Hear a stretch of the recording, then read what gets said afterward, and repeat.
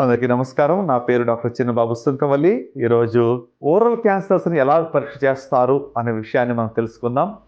Oral క్యాన్సర్స్‌తో ప్రత్యేకంగా మరి మన యొక్క పెదవులో కావచ్చు, దవడలో కావచ్చు, లేకుంటే నాలుక మీద కావచ్చు, లేకుంటే చిగురులో కావచ్చు రావచ్చు. సో, దీనిని సిస్టమాటిక్‌గా పరీక్ష చేసి ఎవరిలో అయితే రిస్క్ ఫ్యాక్టర్స్ ఉంటాయో, అంటే పొగాకు ఎవరైతే ఎక్కువగా సేవిస్తున్నారో వాళ్ళలో ఈ యొక్క ఓరల్ క్యాన్సర్ గురించి కొన్ని పరీక్షలు చేస్తాం. ముఖ్యంగా క్లినికల్ ఎగ్జామినేషన్ అంటే డాక్టర్ల చేత, వైద్యుల చేత పరీక్ష చేయడం. ఒక టార్చ్ లైట్ ద్వారా ఎంటైర్ మీకు ఓరల్ క్యావిటీ అంతా కూడా పరీక్ష చేయడం జరుగుతుంది. రెండోదిగా ఎండోస్కోపీ చేయవచ్చు. దాని ద్వారా కూడా నోటి లోపల భాగంలో ఈ క్యాన్సర్ పుండు ఉన్నదా లేదా అని తెలుసుకోవడం వీలవుతుంది.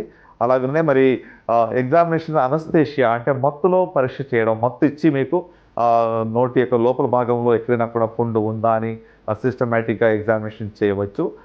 నాలుగోదిగా బయాప్సీ చేయడం. అంటే ఒక చిన్న ముక్కను టెస్ట్‌గా తీసి పంపిస్తాం ల్యాబ్‌కి. దాని ద్వారా క్యాన్సర్ ఉందా లేదా అనేది ఖచ్చితంగా నిర్ణయించడం జరుగుతూ ఉంది. అలాగనే హెచ్‌పివి టెస్టింగ్ కావచ్చు, లేకుంటే కొన్ని నోటి క్యాన్సర్స్‌కి సీటీ స్కాన్ తర్వాత ఎంఆర్ఐ కూడా తీయడం జరుగుతుంది.